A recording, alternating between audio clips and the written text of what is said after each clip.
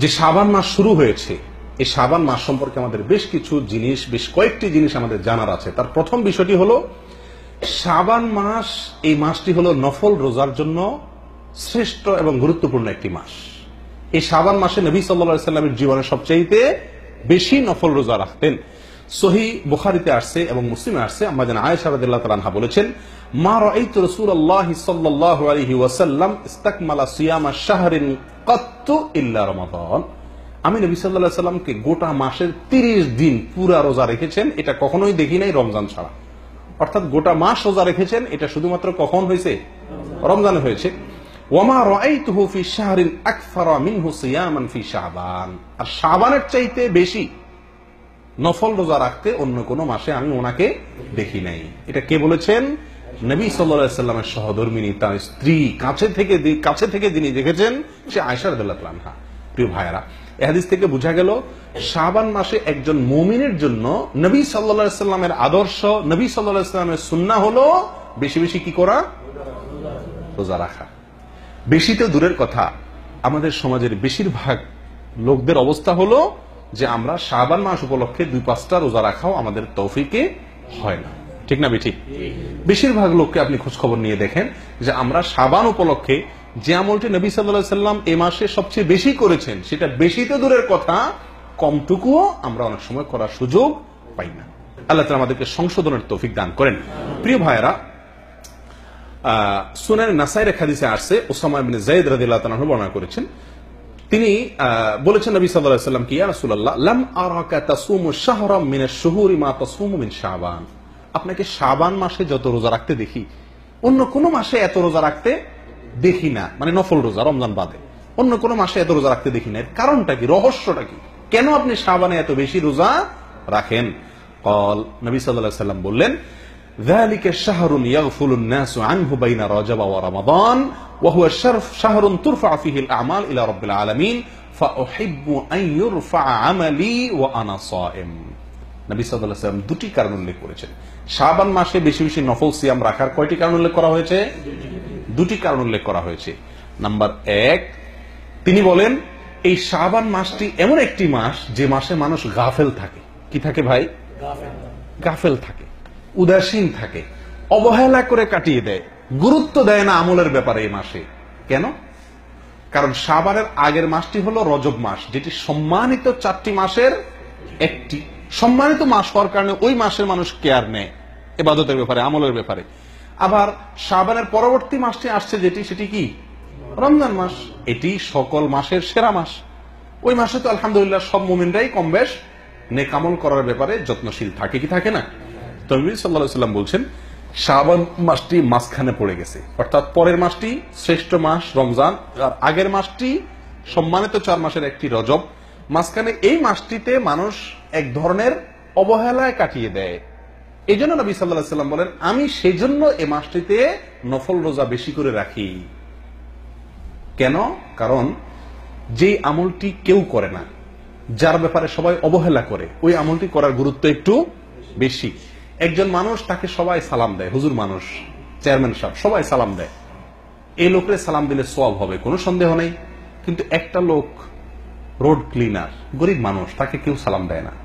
এই লোকটাকে যদি আপনি গিয়ে সালাম দেন এই নিয়তে, এই উদ্দেশ্যে যে এই লোকটাকে কেউ সালাম দেয় না, আমি এখানে সালাম প্রতিষ্ঠিত করব, এখানে সালামকে আমি প্রচারিত করব, জিন্দা করব, তাহলে ইনশাআল্লাহ আপনি অতিরিক্ত সওয়াব পাবেন। ঠিক না বেঠিক? একটা লোক তাকে সবাই দান করতেছে, তার অনেক হয়ে গেছে আলহামদুলিল্লাহ, আরেকজন তাকে কেউ দিচ্ছে না, আপনি খোঁজ নিয়ে সেই লোকটাকে দিলেন, সওয়াব বেশি হবে না?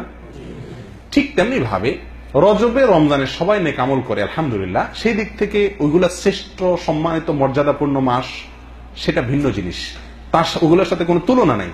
কিন্তু এই মাসটাতে যেহেতু সবাই গাফেল থাকে, এই জন্য এই মাসে নবী সাল্লাল্লাহু আলাইহি ওয়াসাল্লাম রমজান এই মাসে বেশি বেশি নফল রোজা রাখার চেষ্টা করতেন। কারণ সবাই যখন অবহেলা করে, ওই টাইমে তিনি গুরুত্ব দিয়ে আল্লাহ সুবহানাহু ওয়া তাআলার নৈকট্য অর্জন করার কি করতেন? চেষ্টা করতেন। অতএব প্রিয় ভাইরা, শাবান মাসটিতে নবী সাল্লাল্লাহু আলাইহি ওয়াসাল্লাম বেশি বেশি নফল রোজা রাখতেন। কেন? কারণ এই মাসে মানুষ কি করে না? ইবাদত বন্দেগীর দিকে খুব একটা মনোযোগ দেয় না। রমজানের সেমাই, চিনি, বেগুন, বেসন, ছোলা, বুট, খেজুর এগুলা কিনে নিয়ে ব্যস্ত থাকে, আমল ইবাদত খুব একটা করে না। নবী সাল্লাল্লাহু আলাইহি ওয়াসাল্লাম নফল রোজা রাখতেন। নাম্বার 2, দ্বিতীয় কারণ তিনি উল্লেখ করেছেন, ওয়াহুয়া শাহরুন তুরফাউ ফিহিল আমাল ইলাল্লাহ ইলা রাব্বিল আলামিন। এই মাসে আল্লাহর কাছে বান্দার আমল পেশ করা হয়, বান্দার আমল জমা দেওয়া হয়, বান্দার আমলনামা রিপোর্ট পেশ করা হয়। এখন আপনারা কেউ বলবেন, আমরা অনেক হাদিসে দেখছি সকাল সন্ধ্যা বান্দার আমলনামা ফেরেশতারা রিপোর্ট আল্লাহর কাছে পেশ করে। অনেক হাদিসে দেখছি বৃহস্পতিবার সোমবারে আল্লাহ তাআলার কাছে বান্দার আমলনামা পেশ করে। আবার এখানে বলতেছে শাবান মাসে আমলনামা পেশ করে। কতবার পেশ করে? যারা কোম্পানির চাকরি করেন তারা জানেন, রিপোর্ট, কাজের রিপোর্ট সাপ্তাহিক, ডেইলি, মাসিক, বাৎসরিক বিভিন্ন ফরম্যাটে দেওয়া হয়, ঠিক না বেটি? ডেইলি রিপোর্ট নেয় বস, সাপ্তাহিক রিপোর্ট নেয়, মাসিক রিপোর্ট নেয়, বাৎসরিক রিপোর্ট নেয় কি নেয় না? ঠিক তেমনি ভাবে ফেরেশতারা আমাদের ডেইলি রিপোর্ট দিয়ে থাকেন সকাল সন্ধ্যা, সাপ্তাহিক রিপোর্ট দিয়ে থাকেন বৃহস্পতিবার, আবার বাৎসরিক রিপোর্ট দেওয়া হয় এই শাবান মাসে। কথা বুঝে আসছে?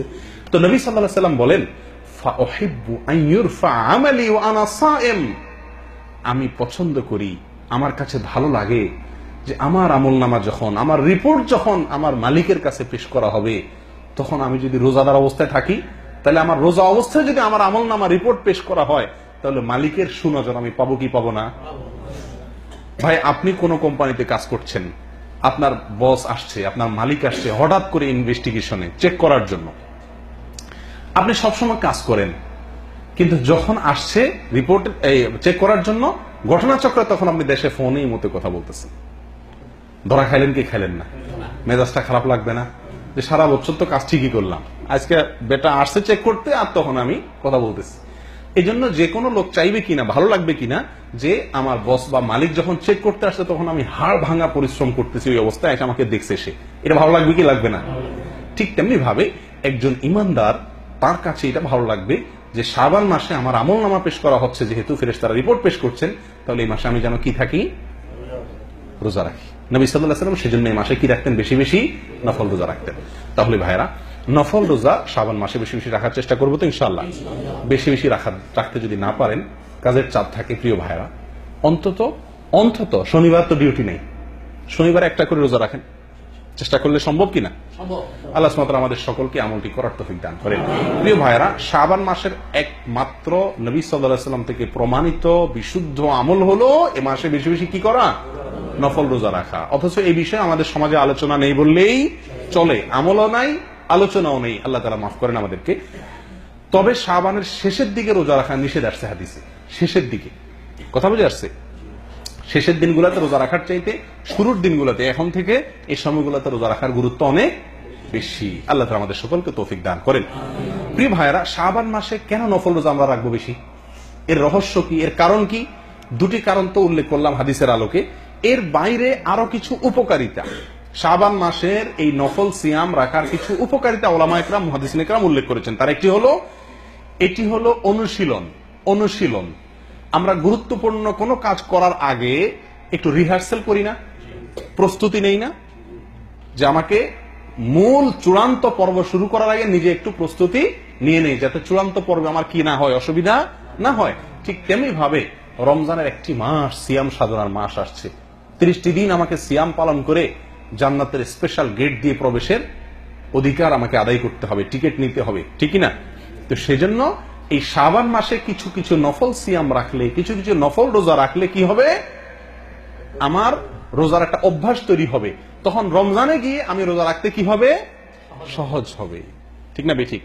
হঠাৎ করে রমজানে রোজা রাখতে গিয়ে আমার কষ্ট হতে পারে, না রাখতে পারি। সেজন্য এই মাসে রোজা রাখলে একটা প্রস্তুতি হয়ে যায়। এটা একটা উপকারিতা শাবান মাসে নফল রোজা বেশি বেশি রাখার। আরেকটি হলো, আমরা সকলেই জানি নফল যে ফরজ যে সালাত আছে, এই ফরজ সালাত গুলোর বেশিরভাগ ওয়াক্তেই আগে এবং পরে হয়, আগে অথবা পরে কোনো না কোনো জায়গাতে আমাদেরকে শরীয়ত সুন্নাত কিছু সালাতের বিধান রেখেছে, ঠিক না?